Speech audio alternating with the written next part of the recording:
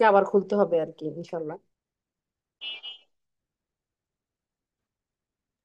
بسم الله الرحمن الرحيم الحمد لله الواحد الأحد الصمد الذي لم يلد ولم يولد ولم يكن له كفوا أحد.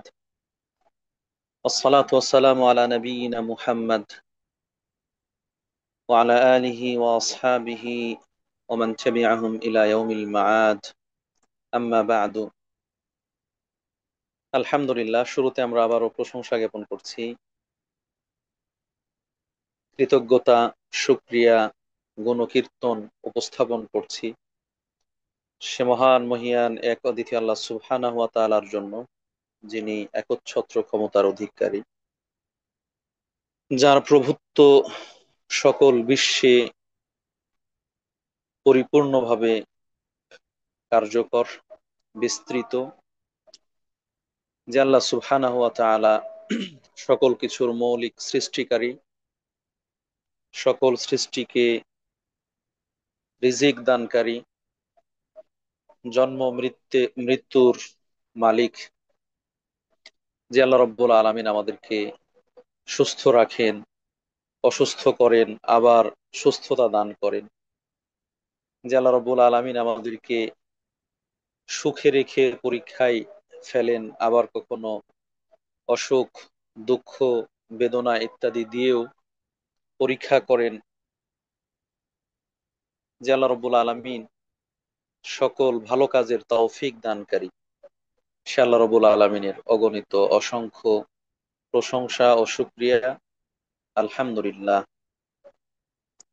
সালাত ও সালাম বর্ষিত হোক আমাদের প্রিয় নবী, সর্বশেষ নবী রাসূল, সর্বকালের সর্বযুগের সর্বশ্রেষ্ঠ মহামানব, আদর্শবান শিক্ষক, ইসলামী শরীয়তের বিধিবিধান যথাযথভাবে পুঙ্খানুপুঙ্খরূপে উম্মতের জন্য উপস্থাপন করেছেন, পৌঁছে দিয়েছেন সে মহান মানব মুহাম্মদুর রাসূলুল্লাহ সাল্লাল্লাহু আলাইহি ওয়াসাল্লামের উপর, তার পরিবার পরিজন, তার সঙ্গী সাথী এবং কিয়ামত পর্যন্ত একনিষ্ঠ প্রতিটি অনুসারীর উপর বর্ষিত হোক শান্তির অমীয় ধারা। আল্লাহুম্মা আমিন। সম্মানিত সমবেত মুসলিম ভাই বোনেরা, কাছে দূরে দেশে প্রবাসে যে যেখান থেকে এসো আল্লাহর পথে কোরআনের আলোয় এই গ্রুপের আয়োজনে আজকের এই অনলাইন প্রোগ্রাম জুমের মাধ্যমে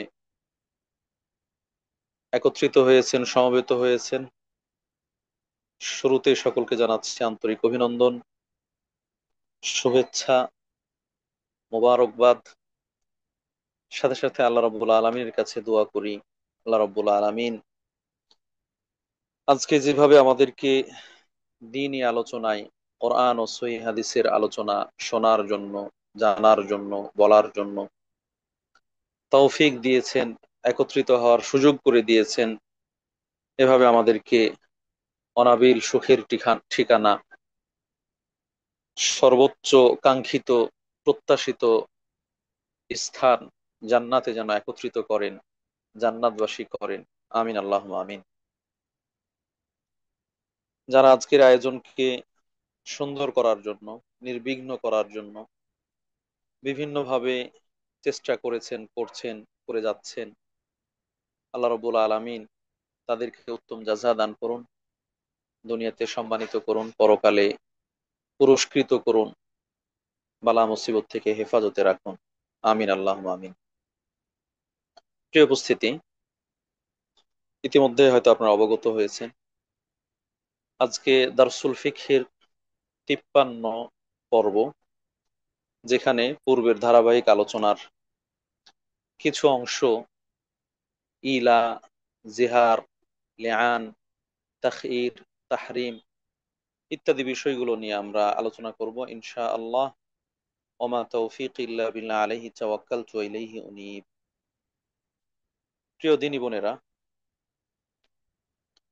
আমরা পারিবারিক জীবনে, বিশেষ করে দাম্পত্য জীবনে আবদ্ধ হওয়ার জন্য, বিবাহ বন্ধনে আবদ্ধ হওয়ার জন্য ইসলামের যে নীতিমালা, বিধিবিধান, সেইগুলো সম্পর্কে বেশ কয়েক সপ্তাহ থেকে আলোচনা করছি।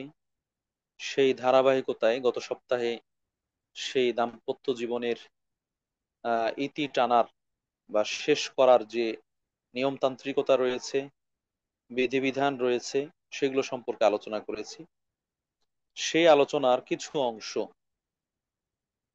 এগুলো একটি মুসলিম পরিবারে ইসলামী শাসন ব্যবস্থায় কোরআন এবং হাদিসের দৃষ্টিতে প্রয়োজন, সেই জায়গা থেকে সেই বিষয়গুলো আলোচনা করা হয়েছে।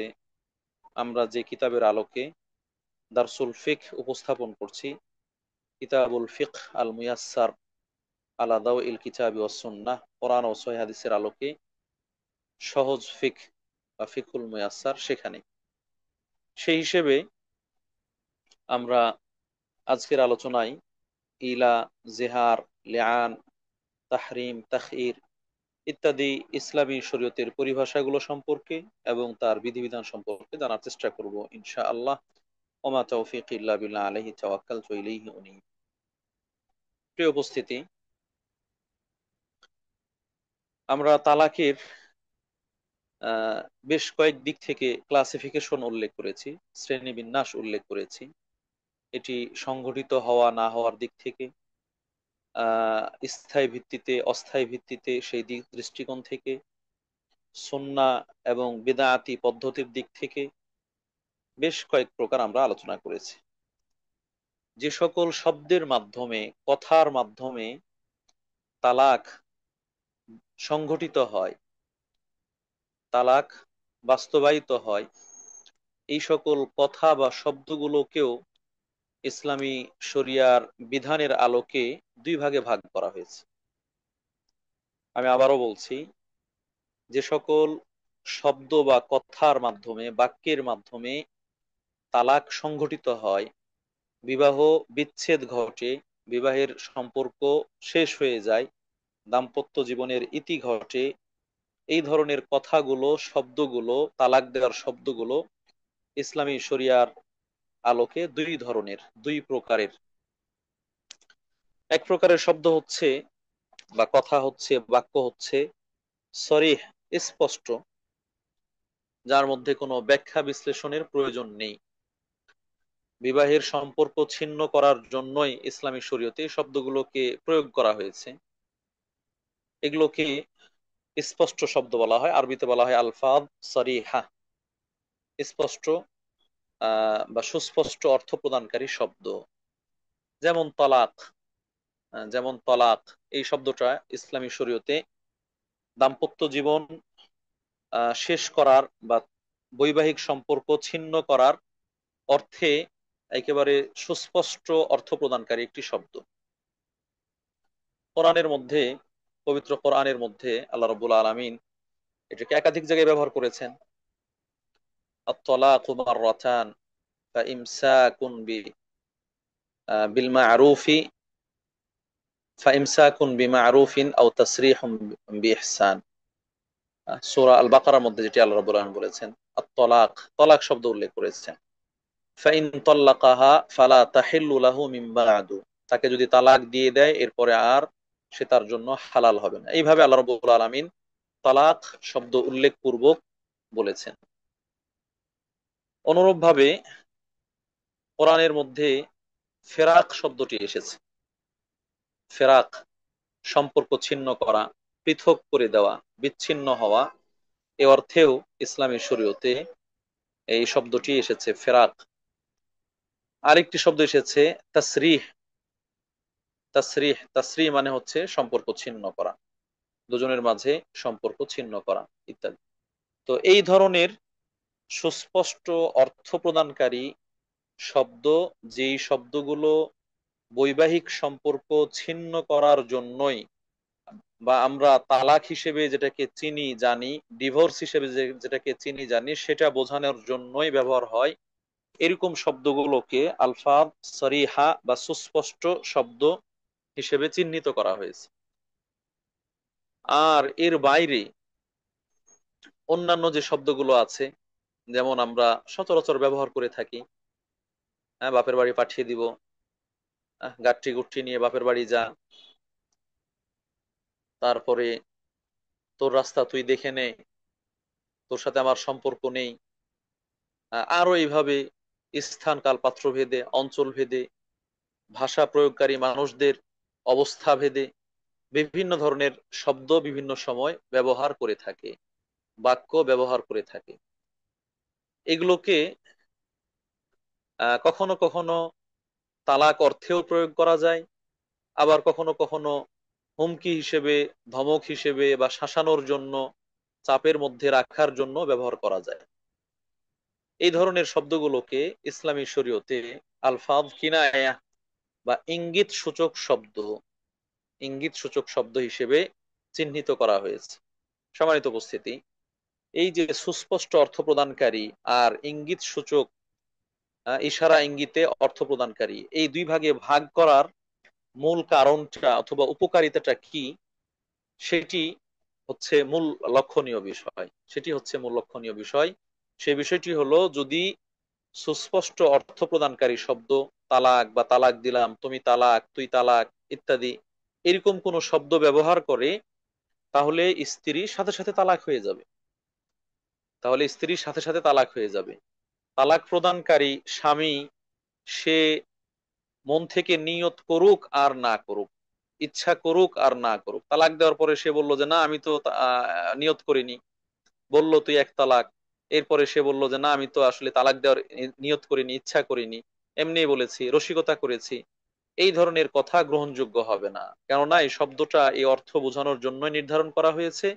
অতএব এই ধরনের অর্থ উচ্চারণ করলে এটা তালাক হিসেবে সংগঠিত হয়ে যাবে। এই জন্য আল্লাহ রাসূল সাল্লাল্লাহু আলাইহি সাল্লাম বলছেন, সালাসাতুন জিদ্দুহুন্না জিদ্দুন ওয়া হাজলুহুন্না জিদ্দুন। তিন ধরনের বিষয়, যেগুলোর ক্ষেত্রে মানুষ যদি কথা বলে, মন্তব্য করে ইচ্ছাকৃতভাবে সেটিকে বোঝানোর জন্য, তাহলে তো সেটি সংগঠিত হবেই। এমনকি যদি কেউ ঠাট্টা মশকরা করে, তামাশা করেও বলে, তারপরও সেটি সংগঠিত হয়ে যাবে। আর নিকাহু ওয়াত তালাকু ওয়াল ইতাকু, বিবাহ, তালাক এবং দাস মুক্ত করা। সম্মানিত উপস্থিতি, তাহলে এখান থেকে বোঝা যাচ্ছে যে স্পষ্ট অর্থ প্রদানকারী যে সকল শব্দ রয়েছে সেগুলো বললে তালাক হয়ে যাবে। এক্ষেত্রে স্বামী তালাকের নিয়ত করলো না করলো না, এটা দেখার বিষয় নয়। আর যে সকল শব্দ আকারে ইঙ্গিতে তালাকের অর্থ বহন করে, অন্য অর্থ বহন করে, অন্য অর্থ দেয়, আবার তালাকের অর্থও দেয়, এই ধরনের শব্দের ক্ষেত্রে ইসলামী শরীয়তের বিধান হচ্ছে, যদি এই শব্দের কথক, বক্তা বা যিনি বলছেন, উচ্চারণ করছেন, তিনি এই কথার মাধ্যমে স্ত্রীর সাথে দাম্পত্য জীবন শেষ করার, বৈবাহিক সম্পর্ক ছিন্ন করার উদ্দেশ্য করেন, নিয়ত করেন, তাহলে এটা এক তালাক হিসেবে গণ্য হবে। তাহলে এটা এক তালাক হিসেবে গণ্য হবে। আর যদি নিয়ত না করেন তাহলে কিছুই হবে না, এটা কথার কথা হিসেবে বলা হবে, এর মাধ্যমে তালাক সংঘটিত হবে না। সেই হিসেবে কোনো ব্যক্তি যদি তার স্ত্রীকে বলে তুই তালাক, তাহলে এক তালাক হয়ে যাবে। আর যদি কোনো স্ত্রী, কোনো স্বামী তার স্ত্রীকে বলে তুই বাপের বাড়ি যা, অথবা তোর রাস্তা তুই দেখে নে, এ কথা বলার মাধ্যমে মন থেকে সে নিয়ত করে তাকে এক তালাক দিয়েছে, তালাকের নিয়ত করেছে, এক তালাক বা দুই তিন তালাক যেই নিয়ত করুক, তালাকের নিয়ত করেছে, তাহলে এটা এক তালাক হিসেবে গণ্য হবে। আর যদি তালাকের এরকম কোনো নিয়ত তার মধ্যে না আসে, এরকম কোনো ইচ্ছা অভিপ্রায় না আসে, কথার কথা হিসেবে বলেছেন, ধমক দেওয়ার জন্য বলেছেন, শাসানোর জন্যই বলেছেন, তাহলে এটা কিছুই হবে না। তাহলে এটা কিছুই হবে না, অর্থাৎ তালাক হিসেবে সংগঠিত হবে না। সম্মানিত উপস্থিতি, যেহেতু দাম্পত্য জীবনে মানুষ যখন রাগ বিরাগ, ঝগড়া, মান অভিমান ইত্যাদির মধ্যে থাকে, তখন এই ধরনের কথাগুলো বিভিন্ন সময় অনেকে বলে থাকেন। আর সে বলার মাধ্যমে যদি তালাকের নিয়ত করে থাকেন, তাহলে ইসলামী শরীয়তের বিধান কি হবে? আর যদি তালাকের নিয়ত না করেন, তাহলে ইসলামী শরীয়তের বিধান কি হবে? ইত্যাদি, এই সব কারণে ইসলামী শরীয়তে এই আলোচনাগুলো স্থান পেয়েছে এবং এভাবেই বিধান বর্ণনা করা হয়েছে। এ পর্যায়ে আসি, আমরা তো জানলাম সুস্পষ্ট অর্থ প্রদানকারী শব্দ আর আকার ইঙ্গিতে অর্থ প্রদানকারী শব্দ। আকার ইঙ্গিতে অর্থ প্রদান করে, তালাক বোঝায়, এইরকম শব্দগুলোর মধ্যে একটি শব্দ হচ্ছে হারাম। হারাম বা তাহরিম। হারাম বা তাহরিম। কোনো ব্যক্তি বলল তার স্ত্রীকে যে সে তার ওপর হারাম, হ্যাঁ তুমি আমার জন্য হারাম, এরকম কোন কথা বললো, অথবা আমি তোমার জন্য হারাম, হ্যাঁ এই ধরনের কথা বললো, এইরকম যদি কথা বলে এটা তো স্পষ্টভাবে তালাক বোঝায় না। তালাক বোঝায় না। আবার আকারে ইঙ্গিতে তালাকের অর্থেও ব্যবহার হতে পারে। সেই হিসেবে এটা শুধু নিয়তের ওপর নির্ভরশীল এমনটা নয়। এটা নিয়তের ওপর নির্ভরশীল এমনটা নয়। কেন? যেহেতু জাহিলি যুগে, ইসলাম পূর্ব যুগে, তারা স্ত্রীদেরকে ছাড়ার জন্য, বিচ্ছেদ ঘটানোর জন্য, ডিভোর্স দেওয়ার জন্য এই ধরনের শব্দ ব্যবহার করে থাকতো। হারাম বলতো, যার মাধ্যমে তারা উদ্দেশ্য নিত স্ত্রী তালাক। এ কারণে ইসলামী শরীয়তে এই শব্দটি ব্যবহারের ব্যাপারে বিধি নিষেধ আরোপ করা হয়েছে। এবং ইসলামিক স্কলার খোদ সাহাবি সাহাবি তাদের যুগে এই শব্দটি বলার কারণে কোন ধরনের বিধান প্রযোজ্য হবে তা নিয়ে মতভেদ করেছেন। কেউ বলেছেন এই কথা বলার কারণে 3 তালাক সংঘটিত হয়ে যাবে, কেউ বলেছেন 1 তালাক সংঘটিত হবে, 1 তালাক বায়েন হয়ে যাবে, ইত্যাদি ইত্যাদি। তবে এই ব্যাপারে নির্ভরযোগ্য কথা হচ্ছে, কে বলেছেন কিছুই হবে না, কে বলেছেন কিছুই হবে না, যেহেতু এটা ইঙ্গিত সূচক শব্দ। সেই হিসেবে ইসলামিক স্কলারদের মধ্যে যারা নির্ভরযোগ্য মধ্যমপন্থী এবং আনুষঙ্গিক দলিলগুলো উপস্থাপন করেছেন, তারা বলছেন যে এই এই ধরনের শব্দ প্রয়োগ কেউ যদি বলে যে তার স্ত্রী তার জন্য হারাম বা সেই স্ত্রীর জন্য হারাম, তাহলে এটা নিয়তের উপর নির্ভরশীল হবে।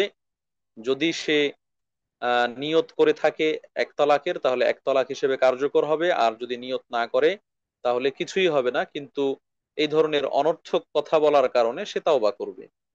অনর্থক কথা বলার জন্য সে তাওবা করবে, এমনটাই বলেছেন অন্যান্য আলফাজ কিনায়া বা ইঙ্গিত সূচক শব্দের মতো। আমি বিষয়টা আবারও ক্লিয়ার করে বলছি, যদি কোনো ব্যক্তি তার স্ত্রীকে বলে তুমি আমার জন্য হারাম বা আমি তোমার জন্য হারাম, তুমি আমার জন্য হালাল না, ইত্যাদি এই ধরনের কথা বলে, তাহলে এই ক্ষেত্রে নির্ভরযোগ্য শরীয়তের বিধান হচ্ছে যে ওই কথা বলার মাধ্যমে যদি স্ত্রীকে তালাক দেওয়া উদ্দেশ্য করে তাহলে 1 তালাক সংঘটিত হবে। আর যদি তালাকের উদ্দেশ্য না করে তাহলে তালাক সংঘটিত হবে না। তবে এই ধরনের আহ অপ্রাসঙ্গিক কথা বলার কারণে, অথবা আহ যেটা ঠিক নয় এরকম কথা বলার কারণে সে গুনাহগার হবে, আল্লাহর কাছে তাওবা করবে, মাফ চাইবে। এই ধরনেরই আরেকটি বিষয় যেটাকে তাখইর বলা হয়, ইসলামী শরীয়তের পরিভাষায় তাখইর বলা হয়। তাখইর হচ্ছে কোনো ব্যক্তি, কোনো স্বামী তার স্ত্রীকে স্বাধীনতা দিল সিদ্ধান্ত গ্রহণের, সিদ্ধান্ত গ্রহণের স্বাধীনতা দিল। কিরকম স্বাধীনতা? তুমি যদি চাও আমার সাথে সংসার করতে পারো, তুমি যদি চাও তাহলে আলাদা হয়ে যেতে পারো। আমার সাথে সংসার করা না করা এর অধিকার, এ ব্যাপারে সিদ্ধান্ত গ্রহণের অধিকার তোমাকে দান করলাম। এই ধরনের যদি কোনো অধিকার কোনো ব্যক্তি তার স্ত্রীকে দেয়, আমার সাথে সংসার করবে অথবা করবে না, এটা সিদ্ধান্ত গ্রহণের অধিকার তোমাকে দেওয়া হলো, অর্পণ করা হলো, এরকম বলা হয়। এটাকে ইসলামী শরীয়তের পরিভাষায় তাখীর বলা হয়। এটারও ব্যবহার কোরআনের মধ্যে এসেছে। আহ স্বয়ং আল্লাহ রসুল সাল্লাল্লাহু আলাইহি ওয়াসাল্লাম তার স্ত্রীদেরকে এই ধরনের সিদ্ধান্ত গ্রহণের সুযোগ দিয়েছিলেন। আপনারা এই ঘটনা শুনবেন, শুনে থাকবেন যে এক সময় আল্লাহ রসুল সাল্লাল্লাহু আলাইহি সাল্লাম অনেক সঙ্গীন জীবন যাপন করেছেন, অভাব অনটনের মধ্য দিয়ে পার করেছেন। তার কাছে মাল সম্পদ হিসেবে কোনো কিছু জমা রাখতেন না। এবং আয়েশা রাদিয়াল্লাহু তাআলা আনহা তার যে বিবরণ, আমরা দীর্ঘদিন পর্যন্ত দুটো কালো জিনিস দিয়ে আমাদের আহ জীবন নির্বাহ করেছি। দুই কালো জিনিস, একটা হলো খেজুর আর একটা হচ্ছে পানি, অর্থাৎ খেজুর আর পানি খেয়ে আমরা দিন পার করেছি। লাগাতার কয়েক মাস আমাদের কোনো চুলা জ্বলে নাই, হ্যাঁ, কোনো রান্না হয় নাই, এইভাবে বলেছেন।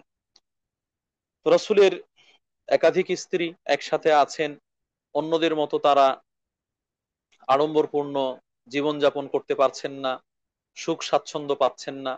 যদিও আল্লাহ রাসূল চাইলে, আল্লাহর কাছে দোয়া করলে অনেক অর্থ সম্পদ নিজের জন্য করে নিতে পারেন, অথবা আহ বিভিন্ন সময় যুদ্ধের যে গনিমত, যুদ্ধলব্ধ সম্পদ, জাকাত ইত্যাদি, সেগুলো থেকে তার পরিবারের আহ আড়ম্বরপূর্ণ জীবনযাপন করার জন্য ব্যয়ভার হিসেবে নির্ধারণ করতে পারতেন, কিন্তু আল্লাহ রাসূল সাল্লাল্লাহু আলাইহি সাল্লাম সেইভাবে করেননি। তো এই না করার কারণে রাসূলের স্ত্রীরা রাসূলের কাছে তাদের আরেকটু স্বাচ্ছন্দ্যপূর্ণ জীবনযাপনের জন্য, আরাম আয়েশে কাটানোর জন্য আবেদন করে আসছিল। হ্যাঁ, আবেদন করে আসছিল, যেভাবে স্বামী স্ত্রীর মধ্যে ঝগড়া হয় অথবা মান অভিমান হয় ইত্যাদি, এরকম কিছু। তাদের পীড়াপিড়ির কারণে, তাদের এই ধরনের আবেদনের কারণে আল্লাহ রসুল সাল্লাল্লাহু আলাইহি ওয়াসাল্লাম খুবই মনক্ষুণ্ণ হয়েছিলেন, রাগান্বিত হয়েছিলেন। এবং তিনি স্ত্রীদের সাথে আহ মিশবেন না, স্ত্রীদের ঘরে যাবেন না, স্ত্রীদের সাথে দৈহিক সম্পর্ক করবেন না, এরকম 1 মাসের শপথ করে বসেছিলেন। 1 মাস তাদের সাথে ঘর সংসার করবেন না, এরকম শপথ করেছিলেন, কসম করেছিলেন। সেই সময় আল্লাহ রসুল সাল্লাহ আলাই সাল্লামের তিনি বাহন থেকে পড়ে গিয়ে পায়ে ব্যথাও পেয়েছিলেন, যার কারণে তিনি বৈঠকখানায় সেই সময়টা পার করেছেন। প্রিয় উপস্থিতি, তো এই যখন 1 মাস সময় পার হলো, তখন আল্লাহ রাব্বুল আলামিন রাসূলুল্লাহ সাল্লাল্লাহু আলাইহি সাল্লামকে অনুমতি দিলেন, যেটি সূরা আহজাবের 29-30 নম্বর আয়াতে আল্লাহ আল্লাহ 28, 29, 30 নম্বর আয়াতে আল্লাহ রাব্বুল আলামিন আলোচনা করেছেন। ইয়া আইয়ুহান নাবিয়্যু কুল লিআজওয়াজিকা ইন কুনতুন্না তুরিদনাল হায়াতাদ দুনিয়া ওয়া যিনাতাহা ফাতাআলাইনা উমাত্তি'কুন্না ওয়া উসাররিহকুন্না সারাহান জামিলা ওয়া ইন কুনতুন্না তুরিদনাল্লাহা ওয়া রাসূলাহু ওয়াদ দারাল আখিরাতা ফাইন্নাল্লাহা আ'আদ্দা লিল মুহসানাতি মিনকুন্না আজরান আযীমা।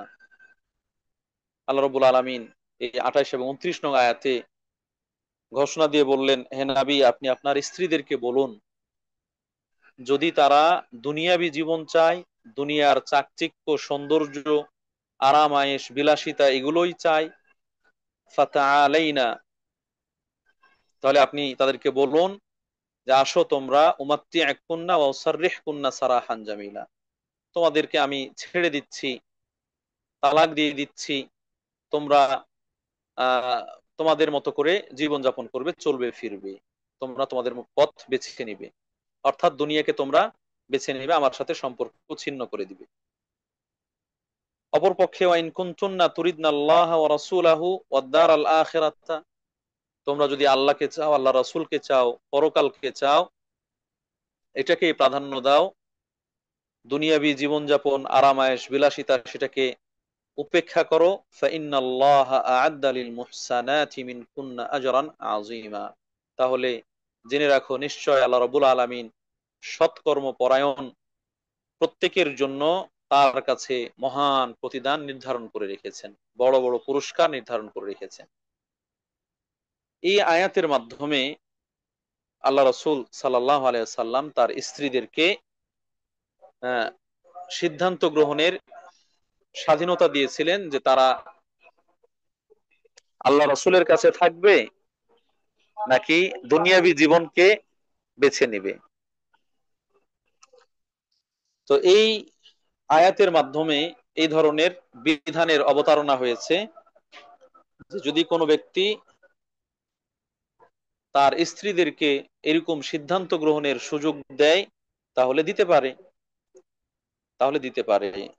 সম্মানিত উপস্থিতি, এই আয়াতের প্রেক্ষাপটে আয়েশা রাদিয়াল্লাহু তাআলা আনহা তিনি বলছেন, যখন আল্লাহ রসুল সাল্লাল্লাহু আলাইহি ওয়াসাল্লামের কাছে আয়াত নাজিল করা হলো, আল্লাহ রসুল সাল্লাল্লাহু আলাইহি ওয়াসাল্লাম তিনি আমার কাছে আসলেন, এসে বললেন, আয়েশা, তোমাকে একটা কথা বলবো, তুমি ভালো করে শুনবে, মনোযোগ দিয়ে শুনবে, আর তোমার বাবা মার সাথে পরামর্শ করে তারপরে সে বিষয়ে আমাকে সিদ্ধান্ত জানাবে, এর আগে নয়। বাবা মার সাথে আলোচনা করে তারপরে সিদ্ধান্ত জানাবে, এর আগে নয়। তাই আয়েশা রাদিয়াল্লাহু তাআলা আনহা বললেন, বলুন কি কথা। তখন আল্লাহ রসুল সাল্লাল্লাহু আলাইহি সাল্লাম এই আয়াত দুটো পাঠ করে শোনালেন। এই কথা শুনে আয়েশা রাদিয়াল্লাহু তাআলা আনহা তিনি বলছেন যে আমি আল্লাহ এবং আল্লাহ রসুলকেই বেছে নিলাম, পরকালকেই বেছে নিলাম। আল্লাহ এবং আল্লাহ রসুলকে বেছে নেওয়ার ব্যাপারে আমার বাবা মার সাথে পরামর্শ করতে হবে, এটা কখনো হতেই পারে না। এটা কখনো হতেই পারে না, বরং পরামর্শ ছাড়াই এক বাক্যে আমি আল্লাহ এবং আল্লাহ রসুলকে এবং পরকালকে বেছে নিলাম। সম্মানিত উপস্থিতি, পরে আয়েশা রাদিয়াল্লাহু তাআলা আনহা একটা অনুরোধ করলেন, আল্লাহ রসুল, একটা শর্ত বা অনুরোধ হচ্ছে, আপনি তো এই বিধান অন্য স্ত্রীদেরকেও বলবেন, তবে তারা যদি আপনাকে জিজ্ঞাসা করে যে আয়েশা কোনটা গ্রহণ করেছে, আপনাকে নাকি দুনিয়াকে, তখন আমার কথাটা তাদেরকে বলবেন না। আয়েশা এটা রাসূলের কাছে আবেদন করলেন।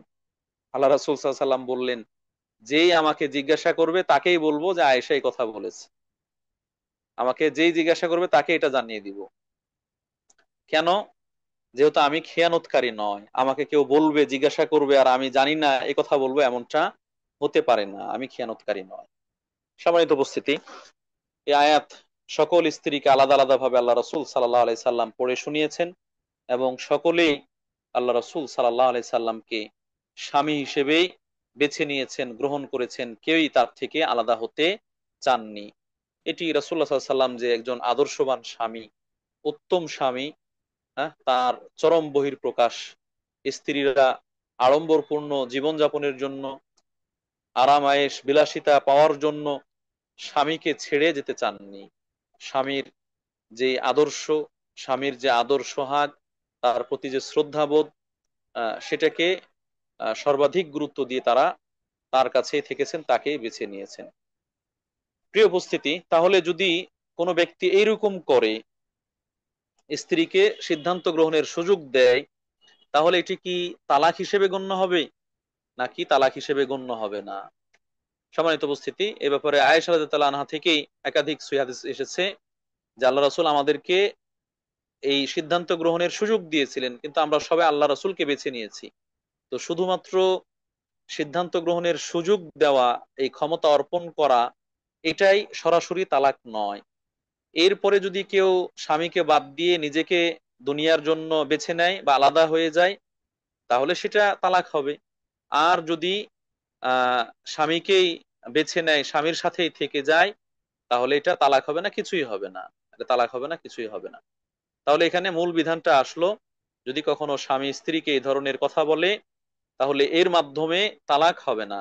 এই শুধুমাত্র এই কথার মাধ্যমে তোমাকে আমার সাথে থাকার বা না থাকার সিদ্ধান্ত গ্রহণের সুযোগ দিলাম, ক্ষমতা দিলাম, অধিকার দিলাম, তুমি ফয়সালা করবে, এইরকম কথা বলার মাধ্যমে তালাক সংঘটিত হবে না। বরং যদি স্ত্রী এরপরে স্বামীর সাথে সম্পর্ক ছিন্ন করতে চায়, যেহেতু এখন স্ত্রীর কাছে ক্ষমতা, সে চাইলে তাকে বেছে নিতেও পারে, নাও নিতে পারে, তখন সেটা সেই হিসেবে কার্যকর হবে। যদি স্বামীকে বাদ দিতে চায় তাহলে তালাক হবে, আর যদি বাদ না দিতে চায় তাহলে কিছুই হবে না, তাদের ঘর সংসার অটোমেটিক চলমান থাকবে। প্রিয় উপস্থিতি, আজকের আলোচ্য বিষয়গুলোর মধ্যে আরেকটি গুরুত্বপূর্ণ বিষয় হচ্ছে ইলা। ইলা, যেটির শাব্দিক অর্থ হচ্ছে শপথ করা। আলা ইয়াউলু থেকে ইলা, শপথ করা, কসম করা। ইসলামী শরীয়তের পরিভাষায় ইলা বলা হয় কোনো ব্যক্তি যদি শপথ করে সে তার স্ত্রীর সাথে দৈহিক সম্পর্ক করবে না। আমরা ঘর সংসার করবে না বললি, আমরা ঘর সংসার করবে না বলি যে সে তার স্ত্রীর সাথে ঘর সংসার করবে না, স্ত্রীর সাথে সম্পর্ক করবে না। 4 মাস বা তার থেকে বেশি কখনোই আর সম্পর্ক করবে না, এরকম কথা বললো আল্লাহ নামে কসম করে, শপথ করে, অথবা কমপক্ষে 4 মাস স্ত্রীর সাথে সে সম্পর্ক করবে না, এই ধরনের যদি শপথ করে, এটাকে ইসলামী শরীয়তের পরিভাষায় ইলা বলা হয়। আবারও বলছি, যদি কোনো ব্যক্তি আল্লাহর নামে বা সিফাতে কসম করে শপথ করে বলে সে তার স্ত্রীর সাথে 4 মাস বা তার বেশি সময় পর্যন্ত সম্পর্ক করবে না, দৈহিক মেলামেশা করবে না, এই ধরনের শপথ করার মাধ্যমে ইলা সংঘটিত হয়। এখন যদি কোনো ব্যক্তি এই শপথ পূর্ণ করে, 4 মাস পুরো হয়েছে, এর মধ্যে স্ত্রীর সাথে সম্পর্ক করেনি, 4 মাস পরে তার ক্ষেত্রে ইসলামী শরীয়তের বিধান প্রযোজ্য হবে। তাকে বলা হবে, তুমি তোমার এই 4 মাস পরে যদি সে স্ত্রীর কাছে ফিরে যায়, তাহলে তো তার শপথ পূর্ণ হয়েছে, তাহলে তার শপথ পূর্ণ হয়েছে। কিন্তু 4 মাস পার হওয়ার পরেও যদি সে স্ত্রীর কাছে ফিরে না যায়, স্ত্রীর সাথে সম্পর্ক না করে, তখন তাকে বলা হবে, হয় তুমি তোমার শপথের কাফফারা প্রদান করে স্ত্রীকে স্ত্রী হিসেবে গ্রহণ করো, স্ত্রীর সম্মান মর্যাদা প্রদান করো, তার অধিকার আদায় করো, আর যদি এমনটা না করো তাহলে তাকে তালাক দাও। 4 মাসের পরে আর ঝুলন্ত রাখা যাবে না, 4 মাসের পরে আর ঝুলন্ত রাখা যাবে না। হয় স্ত্রীকে স্ত্রীর মর্যাদা দাও, তার সাথে সম্পর্ক করো, তার হক আদায় করো, আর যদি এমনটা না করো তাহলে তাকে তালাক প্রদান করো। এটি হচ্ছে ইসলামী শরীয়তে ইলা নামে পরিচিত এবং ইলার বিধান এটি। যদি কোনো ব্যক্তি 4 মাস পূর্ণ করার আগেই 1 মাস বা 2 মাস পরে স্ত্রীর সাথে সম্পর্ক করে ফেলে, তাহলে সে শপথ ভঙ্গের কাফফারা দিবে, শপথ ভঙ্গের যে কাফফারা রয়েছে সেই কাফফারা আদায় করবে। 10 জন মিসকিনকে খাবার খাওয়ানো, অথবা পোশাক পরিধান করানো, অথবা একটা দাস মুক্ত করা, তিনটার কোনোটাই যদি না পারে, তাহলে 3 দিন সিয়াম রাখা, এই কাফফারা আদায় করবে। আর যদি 4 মাস পূর্ণ করে, তাহলে তার শপথ পূর্ণ হলো, এরপরে সে স্ত্রীকে স্ত্রী হিসেবে মর্যাদা দিবে। আর যদি সে শপথ 4 মাসের পরেও স্ত্রীকে তালাকও না দেয় এবং তার সাথে সম্পর্ক না করে, তখন আহ মুসলিম বিচারক বা শাসক স্ত্রীর আবেদনের পরিপ্রেক্ষিতে ওই স্বামীকে এ দুটোর যে কোনো একটা করতে বাধ্য করবেন। হয়তো সে স্ত্রীকে ফিরিয়ে নিবে, স্ত্রীর সাথে সম্পর্ক করবে, অথবা স্ত্রীকে ছেড়ে দিবে, তালাক দিবে। যদি সে না দেয়, শাসক জোরপূর্বক তাকে তালাকের ব্যবস্থা করবেন, জোরপূর্বক তার তালাকের ব্যবস্থা করবেন, সম্পর্ক ছিন্নের ব্যবস্থা করবেন। এটি ইসলামী শরীয়তে ইলা হিসেবে প্রমাণিত, এবং ইলা হিসেবে তার বিধান এসেছে সূরা আল বাকারার 226 এবং 27 নং আয়াতে। আল্লাহ রাব্বুল আলামিন এদের ব্যাপারে আলোচনা করেছেন। লিল্লাযীনা ইউলুনা মিন নিসাইহিম তারাব্বুসু আরবাআতি আশহুর ফাইন ফাউ ফাইন্নাল্লাহা গফুরুর রহিম। যারা তাদের স্ত্রীদের সাথে ইলা করে 4 মাস পর্যন্ত দূরে থাকবে, পৃথক থাকবে, এরকম শপথ করে, যদি ফাইন ফাউ তারা তাদের শপথকে পূর্ণ করে, অর্থাৎ 4 মাস পরে সে স্ত্রীর কাছে ফিরে যায়, ফাইন্নাল্লাহা গফুরুর রহিম, আল্লাহ রাব্বুল আলামিন ক্ষমা করে দিবেন, মাফ করে দিবেন। ওয়াইন আযামুত তালাকা, আর যদি 4 মাস পরে স্ত্রীকে ফিরিয়ে না নেয়, সম্পর্ক না করে, বরং তালাক দেওয়ার সিদ্ধান্ত নেয়, ফাইন্নাল্লাহা সামিউন আলিম, আল্লাহ রাব্বুল আলামিন নিশ্চয় সবকিছু শোনেন এবং জানেন। প্রিয় উপস্থিতি, অতএব কোনো ব্যক্তি স্ত্রীর সাথে সম্পর্ক করবে না বলে 4 মাসের বেশি সময় পর্যন্ত দূরে থাকা, 4 মাসের বেশি সময় পর্যন্ত রাগ করে থাকা, এটা ইসলামী শরীয়তে অনুমোদিত নয়, এটি ইসলামী শরীয়তে অনুমোদিত নয়। আমরা কয়েকদিন আগেই কয়েকদিন আগেই একটা সংবাদে দেখলাম যে একজন ব্যক্তি তার স্ত্রীর সাথে দীর্ঘ 4-5 বছর, না প্রায় 20-25 বছর বলছে, সম্পর্ক করছে, একই ছাদের নিচে বসবাস করে, সন্তান সন্ততিও আছে, কিন্তু তাদের কথা হয় না, তাদের কথা হয় না। যদিও বিষয়টা আহ সত্য না মিথ্যা আল্লাহ তাআলাই ভালো জানেন, কিন্তু একই ছাদের নিচে এত দীর্ঘদিন বসবাস করা, কথা বলা ছাড়া ঘর সংসার করা, এটা যেন অবাস্তবের মতোই, এটা যেন বাস্তবসম্মত নয়। আর যদি এই কথা না বলার মাধ্যমে তাদের দৈহিক সম্পর্ক স্ত্রী স্বামী হিসেবে সেটাও তারা বিচ্ছিন্ন রাখেন, এটাও যদি তারা করে থাকেন, তাহলে এটা নিঃসন্দেহে হারাম কাজ হচ্ছে, অন্যায় কাজ হচ্ছে। এটা নিঃসন্দেহে হারাম এবং অন্যায়, কেননা এটা স্ত্রীর উপর জুলুম, এটি স্ত্রীর উপর অন্যায়। যেই অন্যায় করতে আল্লাহ রাব্বুল আলামিন নিষেধ করেছেন, আল্লাহ রাসূল সাল্লাল্লাহু আলাইহি সাল্লাম নিষেধ করেছেন। এই হচ্ছে মোটামুটি ইলা সম্পর্কে আলোচনা। এরকম আরেকটি বিষয় হচ্ছে জেহার। আরেকটি বিষয় জেহার, এটাও সেই ইঙ্গিত সূচক যে শব্দগুলো রয়েছে তার মতোই, যে ব্যাপারে সরাসরি কোরআনের মধ্যে আলোচনা এসেছে। সূরা আল মুজাদালার প্রথম দিক থেকে আল্লাহ রাব্বুল আলামিন এই জেহার সম্পর্কে আলোচনা করেছেন, এবং শুরুটা খুব শক্তভাবেই করা হয়েছে। قد سمع الله قول التي تجادلك। সূরা মুজাদালার শুরুর দিকেই আল্লাহ রাব্বুল আলামিন এই জিহার সম্পর্কে আলোচনা করেছেন, যে একজন মহিলা, একজন নারী, যে আল্লাহ রাসূল সাল্লাল্লাহু আলাইহি ওয়াসাল্লামের কাছে এসে কথা বলছে। قد سمع الله قول التي تجادلك في زوجها وتشتكي إلى الله والله يسمع تحاوركما إن الله سميع بصير। এখান থেকে নিয়ে বেশ কয়েকটি আয়াতে আল্লাহ রাব্বুল আলামিন এই জিহার সম্পর্কে আলোচনা করেছে। প্রথমত জেহার কি সেটা আমরা জানার চেষ্টা করি। জেহার জহরুন থেকে, আরবি শব্দ।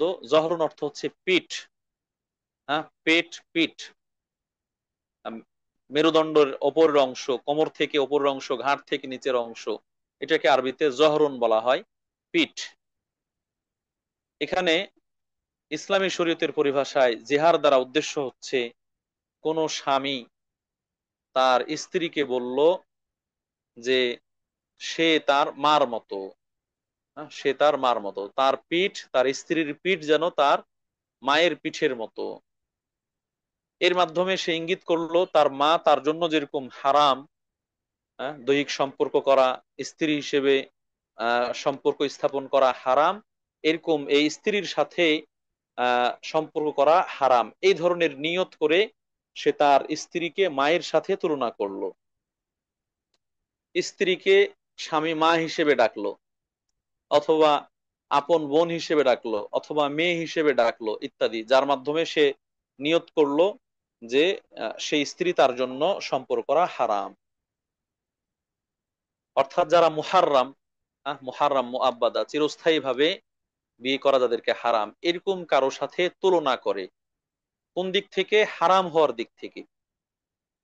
অনেক সময় সম্মানের দিক থেকে বলে, স্ত্রীকে বলে তুমি আমার মায়ের মতো। মা যেমন অনেক আদর করে সন্তানের প্রতি, স্ত্রীও আদর করে, সন্তানের খোঁজ খবর রাখে, এরকম খোঁজ খবর রাখে। এগুলো তো সম্মান প্রদর্শনের জন্য, এই ধরনের নয়। বরং যেগুলো মুহাররাম, নন মাহারাম, যারা মাহারাম, তাদের সাথে বিবাহ বন্ধনে আবদ্ধ হওয়া হারাম, দৈহিক সম্পর্ক করা হারাম, এরকম ভাবে তুলনা করে স্ত্রীকে তাদের সাথে মেলালো এবং স্ত্রীর সাথে সম্পর্ক করা হারাম সেটাকে সে নিয়ত করলো। এই ধরনের কথা, এটাকে ইসলামী শরীয়তের পরিভাষায় জেহার বলা হয়। ইসলামী শরীয়তের পরিভাষায় জেহার বলা হয়। নিঃসন্দেহে এই ধরনের কথা বলা এটা উচিত নয়, ইসলামী শরীয়তে হারাম, নিষেধ। জাহেলি যুগে, ইসলাম পূর্ব যুগে এই ধরনের কথার মাধ্যমে তালাক প্রদান করা হতো, বৈবাহিক সম্পর্ক ছিন্ন করা হতো। তো সেই ধারাবাহিকতায় পরবর্তীতে অনেকে এই ধরনের বিষয়গুলো উপস্থাপন করে। এই জন্য ইসলামী শরীয়ত এ ব্যাপারে বিধান দিয়েছে এবং এটা থেকে নিষেধ করেছে। এমনটা যদি করে তার জন্য শাস্তির ব্যবস্থা করেছে। সম্মানিত উপস্থিতি, তাহলে বোঝা গেল যে এই ধরনের যদি কেউ তুলনা করে মায়ের সাথে, বোনের সাথে, মেয়ের সাথে, অথবা যারা মাহরাম তাদের সাথে, আর এর মাধ্যমে সে তার সম্পর্ক করবে না এরকম উদ্দেশ্য করে থাকে, বা স্ত্রী তার জন্য হারাম এরকম উদ্দেশ্য করে থাকে, তাহলে এটা জেহার, তাহলে এটা হচ্ছে জেহার। জেহারের ক্ষেত্রে ইসলামী শরীয়তের বিধান হচ্ছে, প্রথমত বললাম যে এমনটা করা ঠিক নয়, এমনটা করা নিষেধ, ঠিক নয়। কিন্তু যদি করে ফেলে তাদের ব্যাপারে আল্লাহ রাব্বুল আলামিন বলছেন, আল্লাযীনা ইউযাহিরুনা মিনকুম মিন নিসাইহিম মা হুন্না উম্মাহাতুহুম, যে সকল ব্যক্তিরা পুরুষরা স্বামীরা তাদের স্ত্রীদের সাথে জেহার করে, অর্থাৎ স্ত্রীদেরকে মা বলে ডাকে, এরা এই মা বলে ডাকার কারণে মা হয়ে যাবে এমনটা নয়। মা হুন্না উম্মাহাতুহুম, হ্যাঁ, এই সকল স্ত্রীরা তাদের মা নয়, মা হয়ে গেল এমনটা নয়। ইন উম্মাহাতুহুম ইল্লাল্লাহি ওয়ালাদনাহুম, এই সকল স্বামীদের মা তো তারাই যে সকল মহিলারা তাদেরকে জন্ম দিয়েছে। জন্মদাত্রী মা হচ্ছে তাদের মা, স্ত্রীকে মা বললে সে মা হয়ে যাবে না। ওয়া ইন্নাহুম লা ইয়াকুলুনা মুনকারাম মিনাল কাওলি ওয়াজ জুরা, তবে এই ধরনের যে কথা বলল, মন্তব্য করলো, বাক্য বলল, এটা নিঃসন্দেহে খুব গর্হিত কথা এবং মিথ্যা কথা। এটা যেন গর্হিত কথা এবং মিথ্যা কথা, খারাপ কথা। ওয়া ইন্নাল্লাহা লাআফুউন গফুর, নিশ্চয় আল্লাহ রাব্বুল আলামিন ক্ষমাশীল, মার্জনাকারী। ওয়াল্লাযীনা ইউযাহিরুনা মিন নিসাইহিম, এরপরে আল্লাহ রাব্বুল আলামিন বলছেন যে সকল পুরুষরা তাদের স্ত্রীদের সাথে জিহার করে, সুম্মা ইয়াউদুনা লিমা ক্বালু, যা বলেছিল সেটার দিকে ফিরে আসে, অর্থাৎ বলেছিল মায়ের মতো বোনের মতো হারাম, তার সাথে আর সম্পর্ক করবে না, এরপরে আবার সেই দিকে ফিরে এসেছে, অর্থাৎ স্ত্রীর সাথে সম্পর্ক করে ফেলেছে, স্ত্রীকে স্ত্রী হিসেবে গ্রহণ করেছে। এর কারণে তাদের করণীয় হচ্ছে ফাতাহরিরু রাকাবাতিন মিন ক্বাবলি আন ইয়াতামাসসা, স্ত্রীর সাথে সম্পর্ক করার আগেই তাকে কাফফারা আদায় করতে হবে, তাকে কাফফারা আদায় করতে হবে, যেটাকে কাফফারাতু জিহার বলা হয়, কাফফারাতু জিহার বলা হয়।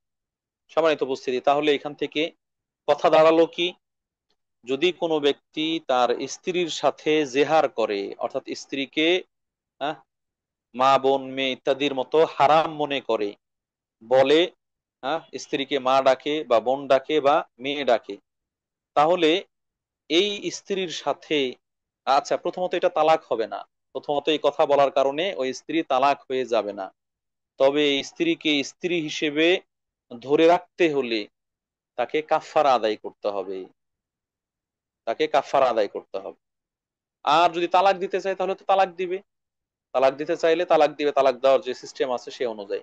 কিন্তু স্ত্রীকে স্ত্রী হিসেবে রাখতে চাইলে তাকে কাফফারা দিতে হবে। সে কাফফারা কি, সেটার কথা আল্লাহ তাআলা এখানে বলেছেন, তিনটির যে কোনো একটি, পর্যায়ক্রমে তিনটির যে কোনো একটি। প্রথমত ফাতাহরিরু রাকাবাতিন, সে একটি মোমেনা দাসী মুক্ত করবে, একটা দাসী মুক্ত করবে, এটা হচ্ছে তার কাফফারা। এই ধরনের গর্হিত কথা বলার কারণে সে কাফফারা আদায় করবে। যালিকুম তুআযুনা বিহি, আল্লাহ রাব্বুল আলামিন এই ব্যাপারে আহ, উপদেশ দিয়েছেন, আল্লাহু বিমা তা'মালুনা খাবীর, তোমরা যা করো সেটা আল্লাহ তাআলা ভালোই খবর রাখেন। তাহলে কাফফারা আদায় করতে হবে, এটা হলো প্রথম করণীয়।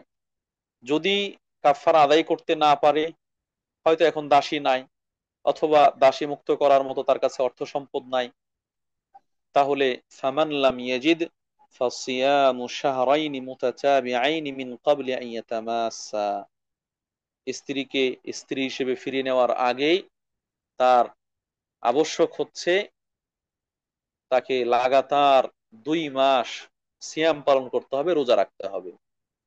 দাস দাসী মুক্ত করতে পারলো না, তার শাস্তি হচ্ছে এখন সে 2 মাস লাগাতার রোজা পালন করবে, সিয়াম রাখবে, চন্দ্র মাস অনুযায়ী, চাঁদের হিসেবে হয়তো 29 বা 30 দিন, যে মাস যেভাবে হয়, লাগাতার 2 মাস তাকে সিয়াম পালন করতে হবে, রোজা রাখতে হবে, কেননা সে খারাপ কথা বলেছে যেটা গর্হিত। ফামান লাম ইয়াস্তাতি ফাইতআমু সিত্তিনা মিসকিনান, যদি 2 মাস সিয়াম রাখতেও সে অপারগ হয়, অক্ষম হয়, রোজা রাখতে পারে না, রোজা রাখতে পারে না, এই রোজা রাখতে না পারার কারণ, যেগুলো সিয়াম ভঙ্গের কারণ রয়েছে, অসুস্থ, অথবা বুড়া বার্ধক্য মানুষ, অথবা রোজা রাখতে গিয়ে সে হয়তো আবার নিষিদ্ধ কাজে জড়িয়ে পড়বে, স্ত্রীর সাথে সম্পর্ক হয়ে যাবে, ইত্যাদি ইত্যাদি, দীর্ঘ সময় অপেক্ষা করতে পারবে না, এরকম হয়, ফাইতআমু সিত্তিনা মিসকিনান, এক্ষেত্রে তখন সে 60 জন মিসকিনকে খাবার খাওয়াবে। 60 জন, 60, 60 জন মিসকিনকে সে খাবার খাওয়াবে, খাদ্য দিবে। যালিকা লিতুমিনু বিল্লাহি ওয়া রাসূলিহি, এটাই হচ্ছে তোমরা আল্লাহ এবং আল্লাহ রসুলের প্রতি ঈমান নিয়ে এসেছো, ঈমান রেখেছো এই জন্য। অতিলকা হুদুদুল্লাহ, আর এটা আল্লাহ তাআলার পক্ষ থেকে বেঁধে দেওয়া সীমারেখা। ওয়ালিল কাফিরিনা আযাবুন আলীম, যারা এই সীমারেখাকে অতিক্রম করবে তারা কাফির, আর যারা কাফির তাদের জন্য আল্লাহ রাব্বুল আলামিনের কাছে বেদনাদায়ক, ব্যথা, কষ্টদায়ক শাস্তি রয়েছে, কষ্টদায়ক শাস্তি রয়েছে। সম্মানিত উপস্থিতি, তাহলে এই আয়াতের মাধ্যমে একজন জেহারকারী, যে ব্যক্তি তার স্ত্রীকে মা বলেছে বা বোন বলেছে বা মেয়ে বলেছে ইত্যাদি, এই ব্যক্তির করণীয় কি সেটি আল্লাহ রাব্বুল আলামিন উল্লেখ করেছেন, যে তাকে কাফারা আদায় করতে হবে। হয়তো একটা দাসী মুক্ত করবে, অথবা সেটা সক্ষম না হলে 2 মাস লাগাতার রোজা রাখবে, সিয়াম পালন করবে। তাও যদি সক্ষম না হয়, তাহলে সে 60 জন মিসকিনকে খাবার খাওয়াবে। তারপরে সে স্ত্রীর সাথে সম্পর্ক করতে পারবে, স্ত্রীর কাছে যেতে পারবে।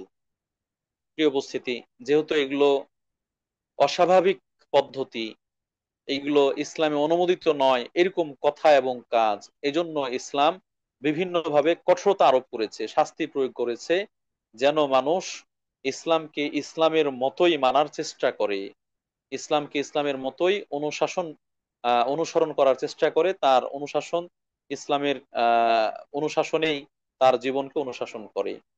এই জন্য আল্লাহ রাব্বুল আলামিন এইভাবে বিভিন্ন বিধান দিয়ে তার ওপর কঠোরতা আরোপ করেছেন, যেন এই দিকগুলো পরিহার করে। আমরা অনেক সময় শুনে থাকি, রাগ করতে গিয়ে, ঝগড়ায় তর্ক বিতর্ক করতে গিয়ে স্বামী স্ত্রীকে মা বলে ফেলে, স্বামী স্ত্রীকে মা, তুই তো আমার মা, হ্যাঁ, ইত্যাদি, নাউজুবিল্লাহ, এইভাবে বলে থাকি।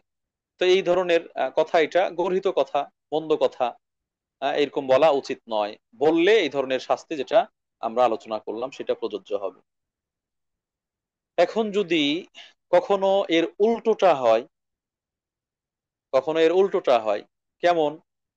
স্বামী স্ত্রীকে না বলে স্ত্রী যদি স্বামীকে বাবা বলে ডাকে, অথবা ভাই বলে ডাকে, অথবা ছেলে বলে ডাকে, তুই তো আমার ছেলের মতো, ঝগড়ার ফাঁকে বলল, অথবা তোকে আমি আজ থেকে বাবা ডাকবো, নাউজুবিল্লাহ, এরকম কিছু বলে, তাহলে সেটার বিধান কি? তাহলে কি স্ত্রীকে কাফারা দিতে হবে? স্ত্রী স্বামীর স্বামীর ক্ষেত্রে যে বিধান সে বিধান প্রযোজ্য হবে, নাকি ভিন্ন কিছু? সম্মানিত উপস্থিতি, এক্ষেত্রে ওলামা ইকরাম বলেছেন যে এই ক্ষেত্রে স্ত্রীর কিছুই নেই, স্ত্রীর ক্ষেত্রে এ ধরনের আহ করণীয় কিছু বর্তাবে না, এ ধরনের কিছু বর্তাবে না। যেহেতু স্ত্রীকে তালাক দেওয়ার অধিকার বা ক্ষমতা এটা স্বামীর, সেই হিসেবে হয়তো স্বামী স্ত্রীকে সরাসরি তালাক দিবে, আর তালাক যদি না দিতে চায় তাহলে তার সাথে ঘর সংসার করবে।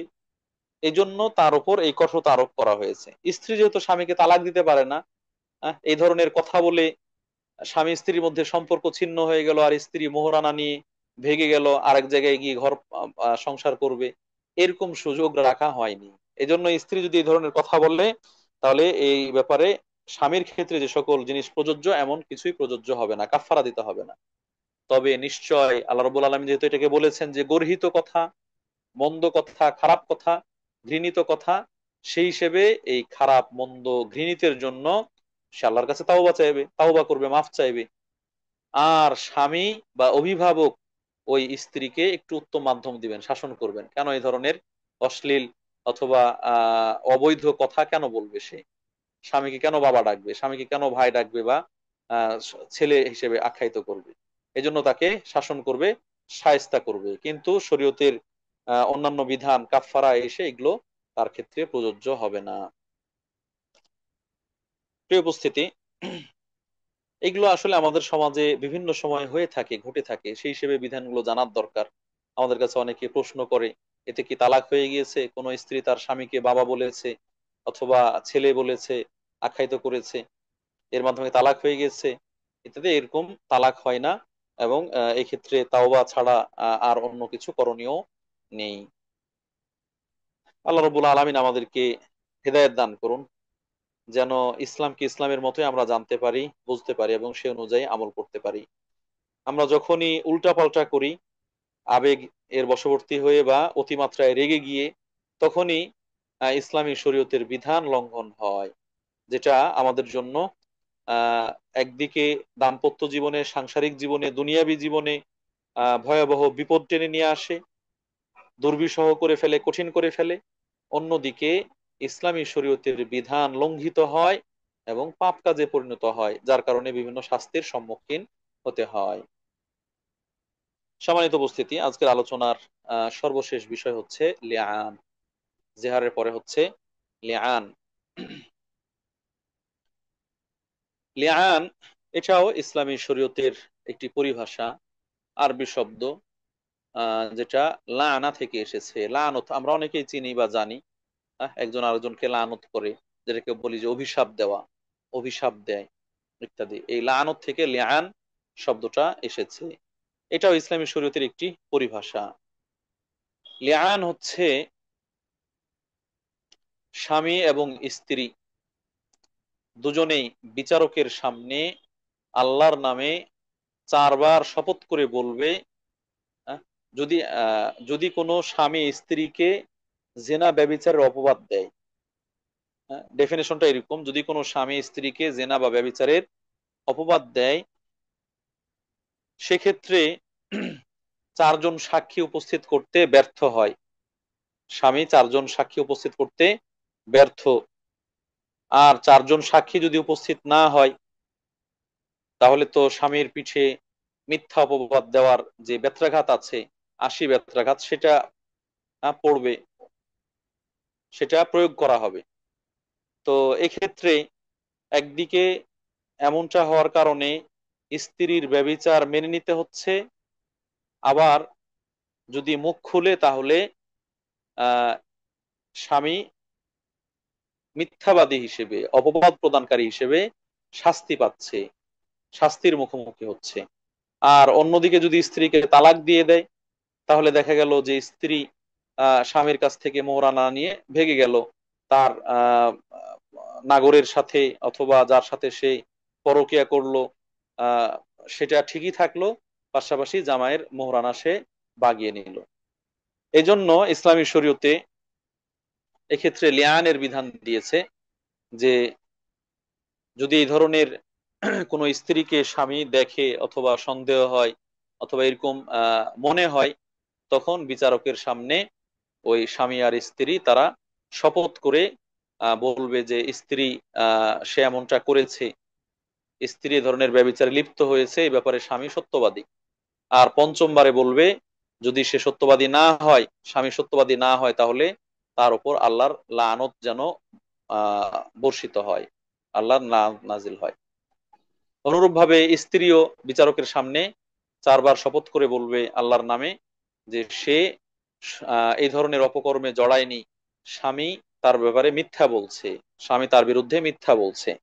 পঞ্চমবারে বলবে যে সে যদি আহ সত্যবাদী না হয়, স্বামী যদি সত্যবাদী হয় আর সে মিথ্যাবাদী হয়, তাহলে যেন এই স্ত্রীর ওপর আল্লাহর গজব নাজিল হয়, আল্লাহর গজব, আল্লাহর রাগ ক্রোধ নাজিল হয়, যেটা লানতের থেকেও মারাত্মক।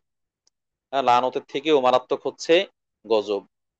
তো এই ধরনের শপথ করার মাধ্যমে তাদের মাঝে সম্পর্ক ছিন্ন হয়ে যাবে এবং চিরস্থায়ী ছিন্ন হয়ে যাবে। এরপরে আর একজন আরেকজনকে কখনোই বিয়ে করতে পারবে না। এই প্রক্রিয়াটিকে, এই যে প্রক্রিয়াটা, এই প্রক্রিয়াটাকেই ইসলামী শরীয়তের পরিভাষায় লিআন বলা হয়। এই প্রক্রিয়াটাকে ইসলামী শরীয়তের পরিভাষায় লিআন বলা হয়।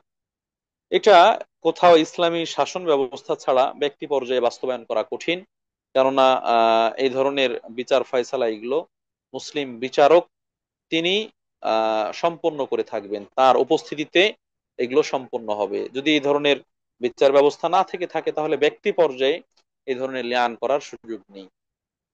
সম্মানিত উপস্থিতি, এখানে প্রাথমিক পর্যায়ে কিছু সাংঘর্ষিক পূর্ণ বিষয় রয়েছে। প্রাথমিক পর্যায়ে কিছু সাংঘর্ষিক পূর্ণ বিষয় রয়েছে। যেমন আহ ইসলামী শরীয়তের বিধান হচ্ছে, যদি কোনো ব্যক্তি জেনা ব্যভিচার করে, নারী হোক বা পুরুষ হোক, আর এটা কেউ দেখে এবং এটা মানুষের কাছে প্রকাশ করে অথবা বিচারকের কাছে বিচার হিসেবে উপস্থাপন করে যে অমুক অমুক জেনা করেছে, ব্যভিচার করেছে, এই জায়গায় যদি ওই ব্যভিচারী নারী অথবা পুরুষ স্বীকার না করে, আর যে দেখেছে সে একাই, আর ওর ওর সাথে অন্য কেউ দেখেনি, তার সাথে আর কোনো সাক্ষী নাই, তাহলে ইসলামী শরীয়তের বিধান হচ্ছে এই ব্যক্তির ওপর মিথ্যা অপবাদ দেওয়ার শাস্তি প্রয়োগ করা হবে। মিথ্যা অপবাদ দেওয়ার শাস্তি হচ্ছে 80 বেত্রাঘাত। মিথ্যা অপবাদ দেওয়ার শাস্তি হচ্ছে 80 বেত্রাঘাত। তাহলে জেনা ব্যভিচার কেউ করেছে এইরকম অভিযোগ উত্থাপনের জন্য শর্ত কি? শর্ত হচ্ছে 4 জন সাক্ষী লাগবে। কমপক্ষে 4 জন মানুষ এটা দেখেছে সুস্পষ্ট ভাবে, একজন আরেকজনের সাথে জেনায় লিপ্ত, অপকর্মে লিপ্ত রয়েছে, সচক্ষে প্রত্যক্ষ করেছে, দেখেছে। এরকম যদি হয় এবং তারা সাক্ষ্য প্রদান করে, তাহলে ওই সাক্ষীর ভিত্তিতে এই ব্যভিচারী নারী বা পুরুষকে জেনার যে শাস্তি রয়েছে, অবিবাহিত হলে 100 বেত্রাঘাত, আর বিবাহিত হলে রজম করে হত্যা করা, সেটি প্রয়োগ করা হবে। আর যদি সাক্ষী যে দেখেছে সে একাই হয়, তাহলে তার বিরুদ্ধে 80 বেত্রাঘাত। যদি দুজন হয় একই অবস্থা, 3 জন হলেও একই অবস্থা, 3 জন হলেও একই বিধান কার্যকর হবে। এজন্য এ ব্যাপারে সূরা আন-নূরের মধ্যে আল্লাহ রাব্বুল আলামিন এই মিথ্যা অপবাদ দেওয়ার যে শাস্তি, সে শাস্তির কথা আলোচনা করেছেন। যারা আহ মানুষকে অপবাদ দেয় এবং 4 জন সাক্ষী উপস্থাপন করতে ব্যর্থ হয়, তাদের জন্য 80 বেত্রাঘাত। তাদের জন্য 80 বেত্রাঘাত, এই কথাটা আল্লাহ রাব্বুল আলামিন আহ সূরা আন-নূরের 4 নম্বর আয়াতে উল্লেখ করেছেন। ওয়াল্লাযীনা ইয়ারমুনাল মুহসানাতি সুম্মা লাম ইয়াতু বিআরবাআতি শুহাদা। যে সকল নারী, যে সকল নারী বিবাহিত বা সতী সাধ্বী, এদেরকে কেউ অপবাদ দেয় জেনা বা ব্যভিচারের, কিন্তু 4 জন সাক্ষী উপস্থিত করতে ব্যর্থ হয়, ফাজলিদুহুম সামানিনা জালদা, তাদেরকে শাস্তি হিসেবে 80 বেত্রাঘাত করবে। ওয়ালা তাকবালু লাহুম শাহাদাতান আবাদা। আর এই ধরনের অপবাদ দেওয়ার পরে এই অপবাদ প্রদানকারীর সাক্ষী পরবর্তীতে আর কখনো গ্রহণযোগ্য হবে না। এ ব্যক্তি মিথ্যুক হিসেবে পরিগণিত, আর কখনো সাক্ষী গ্রহণযোগ্য হবে না। তারপরে উলাইকা হুমুল ফাসিকুন, এই ব্যক্তিরা ফাসিক হিসেবে চিহ্নিত হবে, পরিগণিত হবে। কঠিন কথা, অন্যকে মিথ্যা অপবাদ দেওয়া এটা জঘন্য অপরাধ, যার কারণে এই ব্যক্তি পাপী হিসেবে চিহ্নিত, তার সাক্ষী গ্রহণযোগ্য হবে না, এবং দুনিয়াতে শাস্তি হিসেবে 80 বেত্রাঘাত করা হবে। এজন্য আল্লাহ রসুল সাল্লাল্লাহু আলাইহি সাল্লাম সতী সাধ্বী নারীকে অপবাদ দেওয়া, মিথ্যা অপবাদ দেওয়া, এটাকে ধ্বংসাত্মক কাজের অন্তর্ভুক্ত করেছেন। এটাকে বড় কাবিরা গুনাহগুলোর অন্তর্ভুক্ত করেছেন। ওয়াকাদফুল মুহসানাতিল মুমিনাতিল গাফিলাত। পক্ষান্তরে, আচ্ছা, যদি এরকমই হয় বিষয়টা, তাহলে বাস্তবতায় কেমন সাংঘর্ষিকতা দেখা যায়, যে একজন মানুষ একজন নারী এবং পুরুষকে জেনা করতে দেখলো, কিন্তু তার সাথে সাক্ষী না থাকার কারণে সেটা মুখ খুলতে পারছে না। এই একটা গর্হিত কাজ দেখার পরেও তাকে চুপ করে থাকতে হচ্ছে, মুখ বুজে থাকতে হচ্ছে। সম্মানিত উপস্থিতি, বিশেষ করে যদি কোনো স্বামীর স্ত্রী এই ধরনের অপকর্মে জড়িয়ে থাকে, লিপ্ত থাকে, আর স্বামী স্ত্রীকে দেখলো যে আরেকজনের সাথে পরকীয়া করছে, কিন্তু তার সাথে সাক্ষী নাই, সে একাই, এটা কিভাবে মেনে নিবে? সে যদি মুখ খুলে তাহলে তার পিঠে 80 বেত্রাঘাত পড়বে। আর যদি অভিযোগ করে তাহলে সে যদি অভিযোগ করে তাহলে 80 বেত্রাঘাত পড়বে।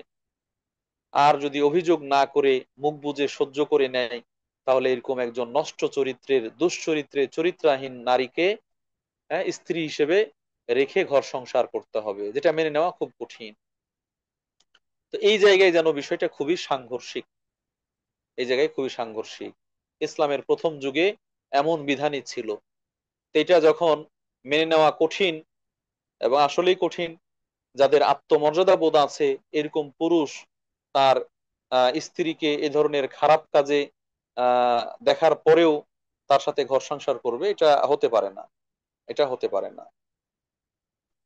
এই জন্য আল্লাহ রবুল আলমিন বিধান দান করলেন সূরা নূরের, আর নূরের 6 নম্বর আয়াত আল্লাহ রবুল আলামিন বলছেন, ওয়াল্লাযীনা ইয়ারমুনা আযওয়াজাহুম ওয়া লাম ইয়াকুন লাহুম শুহাদাউ ইল্লা আনফুসুহুম, যদি কোনো ব্যক্তি তার স্ত্রীকে জেনা বা ব্যভিচারের কথা বলে বা তার বিরুদ্ধে ব্যভিচারের অভিযোগ উঠায়, আর এক্ষেত্রে ওই স্বামী ছাড়া আর কোনো সাক্ষী নাই, যদি 4 জন সাক্ষী পাওয়া যায় তাহলে তো স্ত্রীর বিরুদ্ধে জেনার শাস্তি প্রয়োগ করা হবে, কিন্তু আর কোনো সাক্ষী নাই, তাহলে নিজেদের মধ্যে সমাধান করার জন্য কি করবে?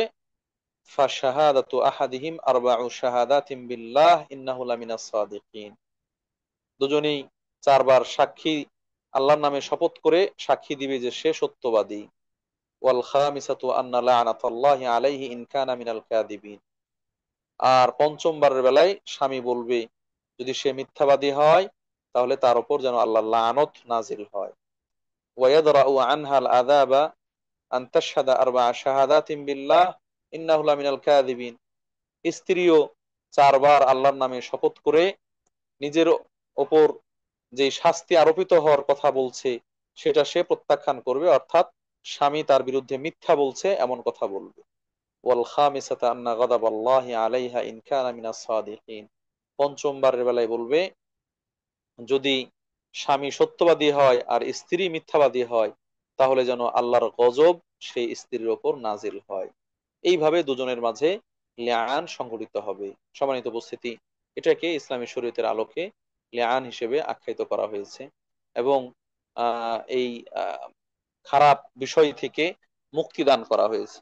এই ব্যাপারে হেলাল ইবনে উমাইয়া সহ আরো একাধিক সাহাবীর ঘটনা বর্ণিত হয়েছে এবং সেগুলো এসেছে। তো সেই ঘটনা বর্ণনা করার উদ্দেশ্য নয়, আমরা এই লিআনের বিধানে, লিআনের ক্ষেত্রে কোন কোন বিষয়গুলো লক্ষণীয় সেই বিষয়গুলো একটু বিশেষভাবে উল্লেখ করতে চাই।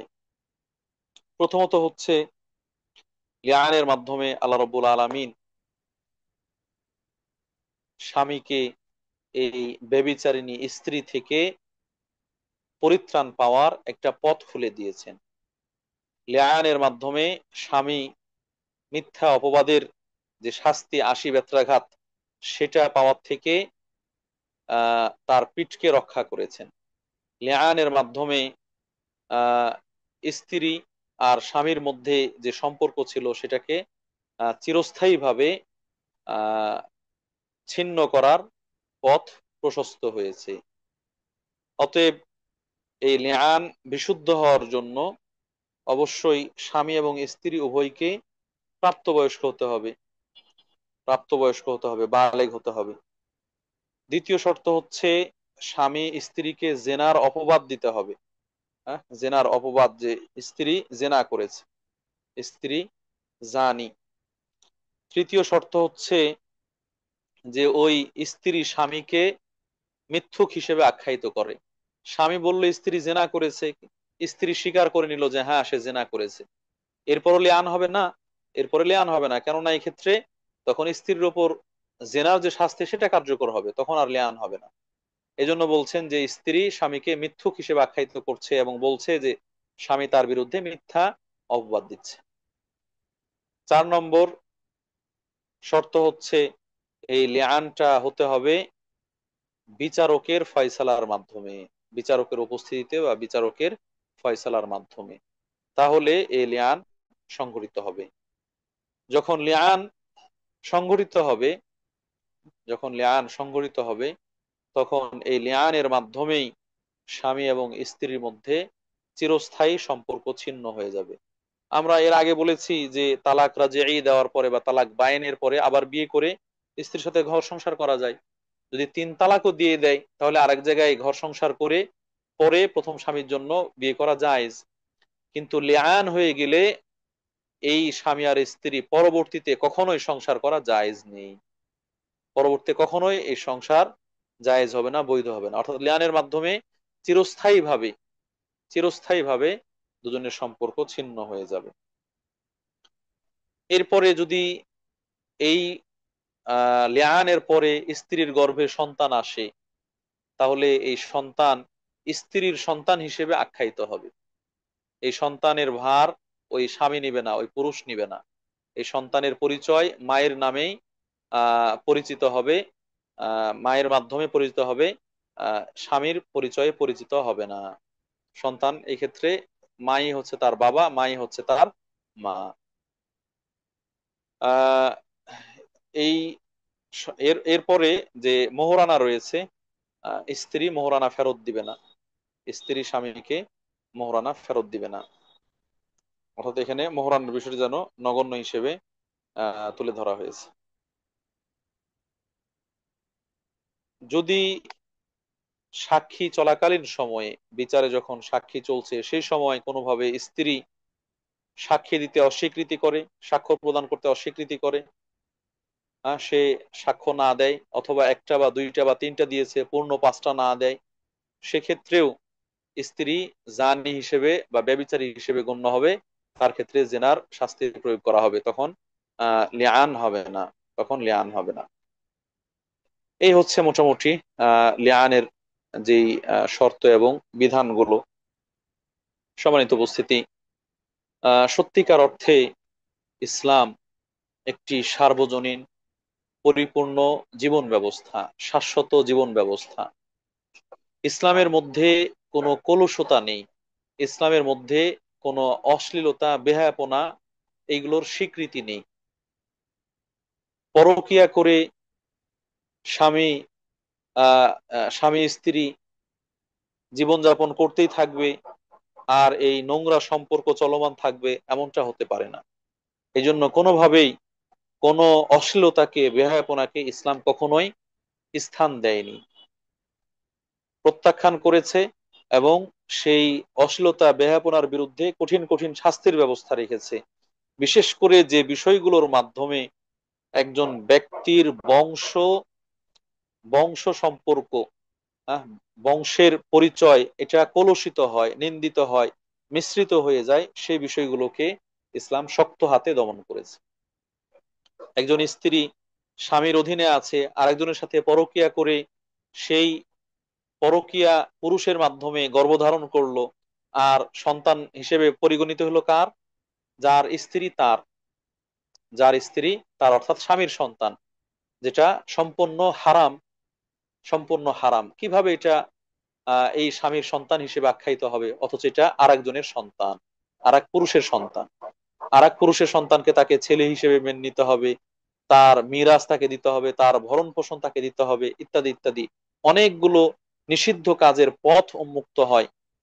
এজন্য ইসলামী শরীয়ত এই পথটাকে রুদ্ধ করেছে কঠিনভাবে লিয়ানের ব্যবস্থা করার মাধ্যমে। যে চারজন সাক্ষী না নিয়ে আসলে তো জেনা ব্যভিচার এর কথা কেউ মুখ খুলে বলতে পারবে না, অতএব পরকীয়া চালিয়ে যাবে, এমনটা যেন না হয়। আল্লাহ রাব্বুল আলামিন স্বামীদের জন্য এখানে সুব্যবস্থা করে দিয়েছেন। প্রিয় উপস্থিতি, এই জায়গায় একই প্রশ্ন আসতে পারে যেভাবে জেহারের মধ্যে এসেছে, যেভাবে জেহারের মধ্যে এসেছে এরকম। যদি কোনো স্বামী পরকিয়া করে, যদি কোনো স্বামী পরকিয়া করে আর স্ত্রী সেই পরকিয়া করতে দেখে, তাহলে কি এক্ষেত্রে স্ত্রী স্বামীর এই পরকিয়ার কথা বা জেনার কথা তুলে ধরে লিয়ান করতে পারবে? স্ত্রী কি বিচারকের কাছে স্বামীর পরকিয়ার কথা তুলে ধরে লিয়ান করতে পারবে? সম্মানিত উপস্থিতি, বলা হচ্ছে না, এক্ষেত্রে লিয়ানের বিধান নেই, এক্ষেত্রে লিয়ানের বিধান নেই। কেননা একজন পুরুষের জন্য একাধিক স্ত্রী রাখার সুযোগ আছে। হতে পারে আহ এটা তার আরেকজন স্ত্রী, আর যদি আরেকজন স্ত্রী না হয়, আরেকজন স্ত্রী না হয়, অন্য কোনো ভাবে তার জেনার বিষয়টা প্রমাণ করা যায়, সে স্বীকার করেছে, অথবা চারজন সাক্ষী রয়েছে, তাহলে সেক্ষেত্রে সে জেনার শাস্তি পাবে। কিন্তু আহ এই স্ত্রী স্বামীকে দেখে, জেনা ব্যভিচার করতে দেখে তিনি লিয়ান করবেন, এই লিয়ানের বিধান তার ক্ষেত্রে প্রযোজ্য হবে না। স্ত্রী যদি তার সাথে ঘর সংসার না করতে চান, তাহলে তাকে ছেড়ে দেওয়ার, খোলা নেওয়ার সুযোগ রয়েছে, খোলা করবে, অথবা স্বামীর একাধিক বিয়ের ব্যবস্থা করবে, ইত্যাদি ইত্যাদি, সেগুলোর সুযোগ রয়েছে। কিন্তু এক স্ত্রী একাধিক স্বামীর সাথে থাকবে এমনটার সুযোগ নেই। এজন্য এই এই ক্ষেত্রে লিয়ানের ব্যবস্থা নেই, এক্ষেত্রে লিয়ান হবে না।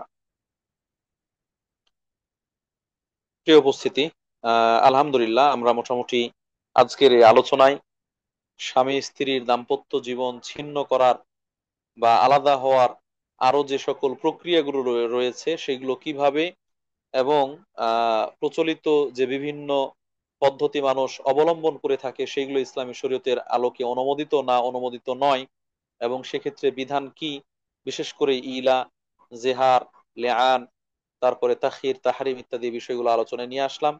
আল্লাহ রবুল আলামিন এইগুলোর মাধ্যমে আমাদেরকে আমাদের জীবনের প্রত্যেকটা ক্ষেত্রে ইসলামী শরীয়তের যে বিধান, সেই বিধানকে প্রায়োরিটি দিয়ে, সেই বিধানকে অগ্রাধিকার দিয়ে যেন আমরা সত্যিকার অর্থে মুমিন ও মুসলিম হিসেবে জীবনযাপন করতে পারি, আল্লাহ রব্বুল আলামিন সে তৌফিক দান করুন, আমিন।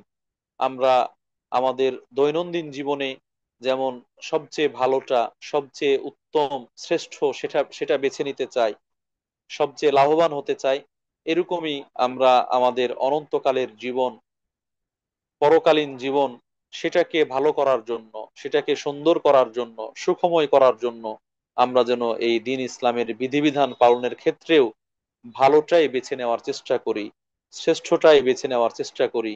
আল্লাহ রব্বুল আলামিন যেভাবে বলেছেন, রাসূল ইসলাম যেভাবে বলেছেন, সেভাবেই করার চেষ্টা করি। যা করতে বলতে নিষেধ করেছেন সেটা থেকে বিরত থাকতে পারি। আল্লাহ রব্বুল আলামিন আমাদেরকে সে তৌফিক দান করুন, আমিন। ওয়া আখিরু দাওয়ানা আলহামদুলিল্লাহি রাব্বিল আলামিন। আমরা আল্লাহ রব্বুল আলমীর কাছে দোয়া করছি যারা দীর্ঘ সময় ধরে আমাদের সাথে সংযুক্ত আছেন, আল্লাহ রব্বুল আলমিন সকলের ভুল ত্রুটিগুলো মাফ করে দিন, সকলকে ক্ষমা করে দিন, ছোট বড় জানা অজানা, প্রকাশ্য অপ্রকাশ্য, ইচ্ছাকৃত অনিচ্ছাকৃত সকল ধরনের পাপগুলো ধুয়ে মুছে সাফ করে দিন। আমরা যেন সত্যিকার অর্থেই আল্লাহ রব্বুল আলমিনকে খুশি করার জন্য, জান্নাত লাভ করার জন্য, জাহান্নাম থেকে বাঁচার জন্য, পরিত্রাণ পাওয়ার জন্য আল্লাহর দেয়া বিধান অনুযায়ী আমাদের জীবনের সব কাজগুলো করতে পারি, আল্লাহ রব্বুল আলমিন আমাদেরকে সে তৌফিক দান করুন, আমিন। আমরা যেন আমাদের প্রত্যেকটা সময়, প্রত্যেকটা মুহূর্ত আল্লাহর আনুগত্যমূলক কাজের মাধ্যমে অতিবাহিত করতে পারি, আল্লাহ রব্বুল আলমিন আমাদেরকে সে তৌফিক দান করুন, আমিন। যে সকল মুমিন মুসলিম ভাই ও বোনেরা, বাবারা, মায়েরা, আত্মীয় স্বজন মারা গিয়েছেন, আল্লাহ রব্বুল আলমিন সকল মুমিন ও মুসলিম মৃতদের ভুল ত্রুটিগুলো মাফ করে দিন, তাদের কবরে আযাব মাফ করে দিন, আল্লাহ রব্বুল আলমিন তাদের কবরকে জান্নাতের সাথে সম্পৃক্ত করে দিন। যারা অসুস্থ রয়েছেন, অনেকে দোয়া চেয়েছেন, দোয়া চাননি, আল্লাহ রব্বুল আলমিন সকল অসুস্থদেরকে পরিপূর্ণ সুস্থতা দান করুন, আরোগ্য দান করুন, তারা যেন সুস্থ স্বাভাবিক জীবনে ফিরে আসতে পারে সে তৌফিক দান করুন। তাদের এই অসুখ বিসুখ, কষ্ট, দুর্দশা, সেটার বিনিময়ে আল্লাহ রব্বুল আলমিন তাদের ভুল ত্রুটিগুলো মাফ করে দিন, তাদের সম্মান বৃদ্ধি করে দিন, আমিন আল্লাহ আমিন। অনেকে অভাবে রয়েছেন, আল্লাহ তাদের অভাব দূর করে দিন। আল্লাহ রব্বুল আলমিন আমাদের সকলকে হালাল রিজিকের ব্যবস্থা করে দিন, হালাল রিজিক দান করুন। আল্লাহ রব্বুল আলমিন আমাদেরকে হালাল রিজিক উপার্জন করার তৌফিক দান করুন, আমাদের হালাল রিজিকে বরকত দান করুন। অনেক মা বোনেরা অনেক কষ্টের মধ্যে দিন পার করছেন, বিশেষ করে দাম্পত্য জীবনে স্বামীর অত্যাচার অন্যায়ের মধ্যে তাকে মেনে নিতে হচ্ছে, সমাজ ব্যবস্থার কারণে সন্তান সন্ততি ইত্যাদির দিকে খেয়াল করুক।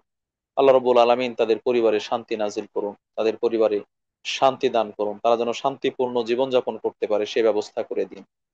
অনেক মা বোন বাধ্য হয়ে ডিভোর্স নিতে হয়েছে, ডিভোর্সি হয়ে জীবনযাপন করছেন।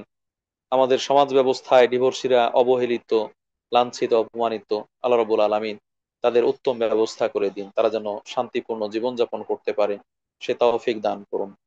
আল্লাহ রাব্বুল আলামিন অনেক দিনী বোনেরা দিন পালনের জন্য, দিন মানার জন্য, পর্দা করার জন্য, হারাম থেকে বাঁচার জন্য স্বামীর মাধ্যমে, শাশুড়ির মাধ্যমে, শ্বশুরের মাধ্যমে, পাড়া প্রতিবেশীর মাধ্যমে, বিভিন্ন জনের মাধ্যমে লাঞ্ছিত হচ্ছেন, অপমানিত হচ্ছেন, নিগৃহীত হচ্ছেন, কটাক্ষের মুখোমুখি হচ্ছেন, জীবন সংকটে পড়ে যাচ্ছে, সংকীর্ণতার মধ্যে পড়ছে। আল্লাহ রাব্বুল আলামিন ওই সকল লোকদেরকে হেদায়েত দান করুন, তাদেরকে সঠিক বুঝ দান করুন। যারা দিন পালন করতে চাচ্ছে তাদেরকে দিন পালনের পরিবেশ তৈরি করে দিন। আল্লাহুম্মা আইন্না আলা যিকরিকা ওয়া শুকরিকা ওয়া হুসনি ইবাদাতিক। আল্লাহ আপনার দিকির করার জন্য, আপনার শুকরিয়া আদায় করার জন্য, আপনার ইবাদত বন্দি করার জন্য আমাদেরকে সহযোগিতা করুন। এ সকল দিনই মাদেরকে, বোনদেরকে আপনি পরিপূর্ণ দিন পালনের উত্তম ব্যবস্থা দান করুন, পরিবেশ দান করুন। এই ধরনের নিন্দুক, কটাক্ষকারী, তাদেরকে হেদায়েত দান করুন। তাদের ক্ষতি থেকে, অনিষ্ট থেকে মা বোনদেরকে হেফাজত করুন। আল্লাহ রব্বুল আলামিন যারা দিনের কাজ প্রচার প্রসারের জন্য বিভিন্নভাবে প্রচেষ্টা চালিয়ে যাচ্ছে, অর্থ সম্পদ দিয়ে, বুদ্ধি পরামর্শ দিয়ে, মেধা দিয়ে, বলে, দিক নির্দেশনা দিয়ে, আল্লাহ রব্বুল আলামিন সকলের এই পরিশ্রম প্রচেষ্টাগুলো আপনি কবুল ও মঞ্জুর করে নিন। সকলকে উত্তম জাযা দান করুন। দুনিয়া ও আখিরাতে সম্মানিত করুন। দুনিয়া ও আখিরাতের বালা মুসিবত থেকে হেফাজত করুন। বিশেষ করে হাসিনা আপু, যার নেতৃত্বে এসো আল্লাহর পথে কোরআনের আলোয় এই গ্রুপের এই ধরনের দিনে আয়োজন সুন্দরভাবে সম্পন্ন হচ্ছে, আল্লাহ রব্বুল আলামিন তারও অসুখ বিসুখ, তার পরিবারের অসুখ বিসুখ, বালা মুসিবত সেগুলো দূর করে দিন। তার সাথে যারা তাকে সহযোগিতা করছেন, আল্লাহ রব্বুল আলামিন তাদেরকেও আপনি উত্তম জাযা দান করুন, বালা মুসিবত থেকে হেফাজত করুন। আমিন। সুবহান রাব্বিকা রাব্বিল ইজ্জাতি আম্মা ইয়াসিফুন ওয়া সালামুন আলাল মুরসালিন ওয়ালহামদুলিল্লাহি রাব্বিল আলামিন। আমরা আলোচনার প্রথম পর্ব এখানে শেষ করছি।